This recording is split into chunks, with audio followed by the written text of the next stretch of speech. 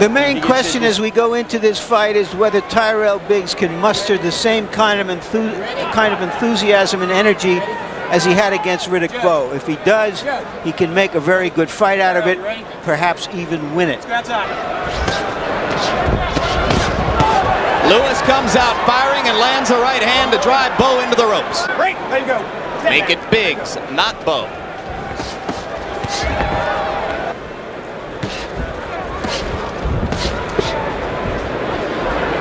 What's your head? And Biggs looks a little soft around the middle to me.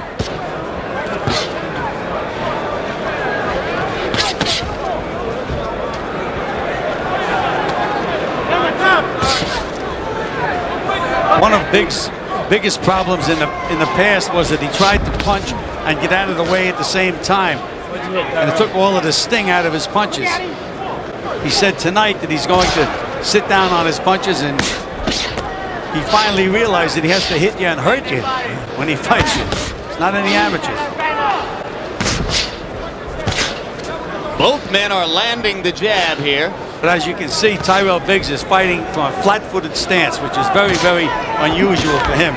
None of the side-to-side movement, not on his toes. Lead left hook just missed for Lewis. Now two right hands land, and another. Round one coming to a close. Lewis lands two more right hands. Biggs in a little trouble, but the bell is going to sound. There you see Lewis squaring off and trying to put some real hurt on Biggs. Same sequence, different angle.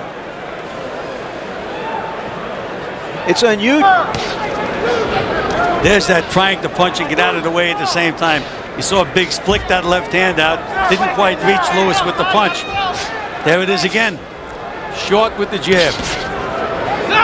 Trickle of blood now from Tyrell Biggs' mouth. Spilling over the lower lip. Left hand was solid. Lennox Lewis looks like much the stronger guy physically, Jim. Looks like he can handle Tyrell on the inside.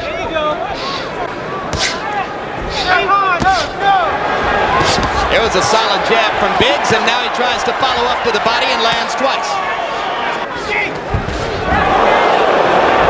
That right hand did not connect. Uppercut is solid, and Tyrell Biggs once again pinned. And Biggs with a left to the body and a left over the top. Good stiff left hook by Tyrell Biggs. Started to come alive a little. Stop, stop. Shot.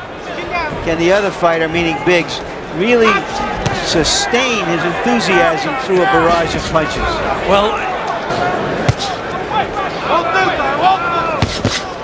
one thing I noticed with Lennox Lewis, there's that left hook underneath again. Very little head movement for Lewis. Could be a problem later on, particularly for a guy who's 6 feet 5 inches tall, and down goes Big from the solid right cross. That was a good solid right hand right on the chin. 7, 8. Tyrell's going to get up at 8. Here we are. Gets a little breather. He showed courage against Bowe. And there's another right hand, and that might be it. 2, 3. I think that Tyrell is starting to think that to himself, Jim. That might be it. Well, he's going to make one more try. You okay? You want to go? No 3 knockdown rule in effect here. No 3 knockdown rule. So Tyrell can go down again without automatically being out of the fight. Both knockdowns were on the right cross. Lewis throws another one. Biggs goes down again, and the referee's seen enough. That's an impressive victory for Lennox Lewis. A good scalp to have. Just stay there. And I'll go in the ring and find out where he's going from here. Okay, let's do that, Larry.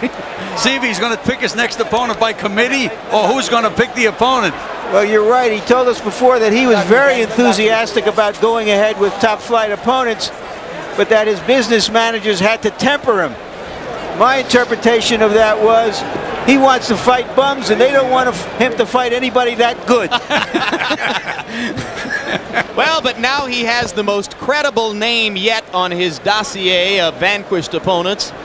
And for Biggs, whether he will listen or not, surely several people will advise him that this should have been the last time around.